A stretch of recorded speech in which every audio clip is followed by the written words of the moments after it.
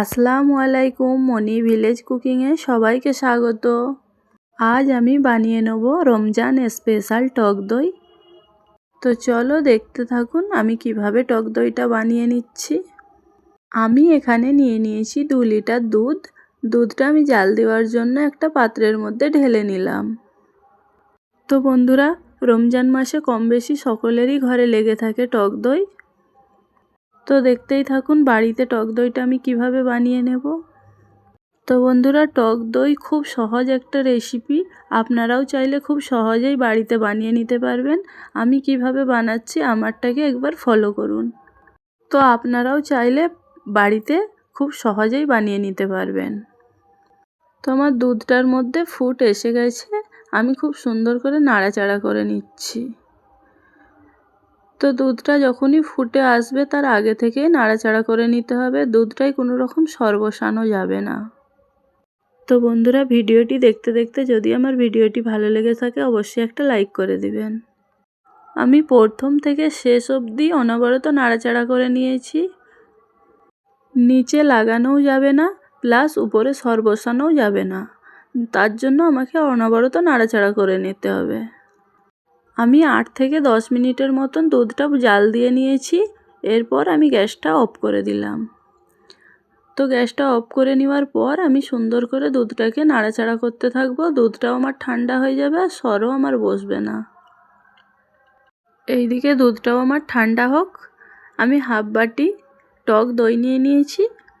দইটাকে আমি ভালো করে ফাটিয়ে নেব। তো আমার দইটাও সুন্দর করে ফেটিয়ে নেওয়া হয়ে গেছে। আমি নিয়ে নেব একটা কন্টেনার। যেই কন্টেনারের মধ্যে আমি দইটা বসাবো সেই কন্টেনারের মধ্যে আমি টক দই দিয়ে একটু ফাটিয়ে নিয়েছি সুন্দর করে। তো এরকম একটা কন্টেনার নিয়ে নিয়েছি, আমি বসিয়ে নেব এটাই। তো আমার দুধটা 80% মতন ঠান্ডা হয়ে গেছে।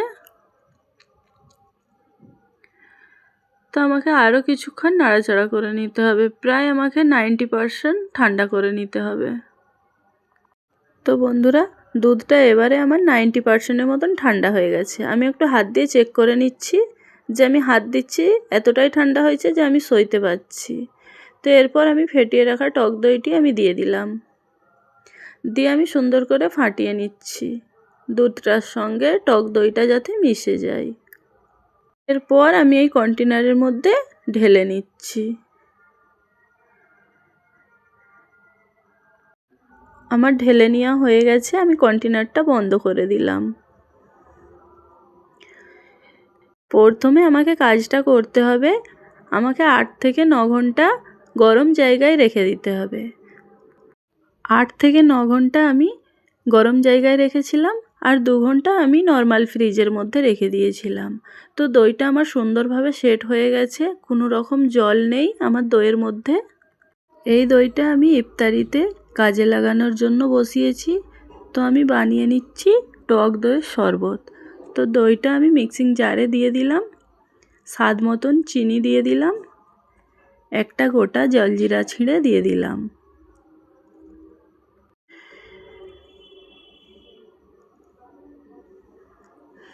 এরপর আমি বিট লবণ দিয়ে দিলাম স্বাদ মতন, দিয়ে আমি মিক্সিং জারে ঘুরিয়ে নিয়ে চলে আসছি। আমি একটা ঘটির মধ্যে ঢেলে দিলাম। এই ঘটির মধ্যে আমার আগে থেকে টক দই বসানো ছিল। অল্প একটু বরফ দিয়ে দিলাম, দিয়ে আমি ভালো করে ঘুটে দিচ্ছি।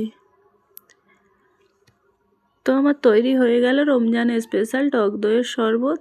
তো বন্ধুরা, ভিডিওটি আমার কেমন লেগেছে যদি আপনাদের কাছে ভালো লেগে থাকে অবশ্যই আমার চ্যানেলটিকে সাবস্ক্রাইব করে দিবেন। ফেসবুক পেজ থেকে দেখে থাকলে পেজটিকে ফলো করে দিবেন। তো বন্ধুরা, রমজান মাসে মিষ্টির দোকান থেকে আপনারা টক দই কিনে আনেন, তো তার থেকেও বাড়িতে আপনারা খুব সহজেই বসিয়ে নিতে পারবেন। তো আমার মতন ঝটপট বানিয়ে ফেলুন টক দই। তো বন্ধুরা, কমেন্টসে বলবেন আমাকেও আপনাদের টক দই কেমনভাবে বসিয়েছেন। তো আজকের মতো সুস্থ থাকুন, ভালো থাকুন, বাই বাই, আল্লাহ হাফেজ। নেক্সট ভিডিও আবার ফিরে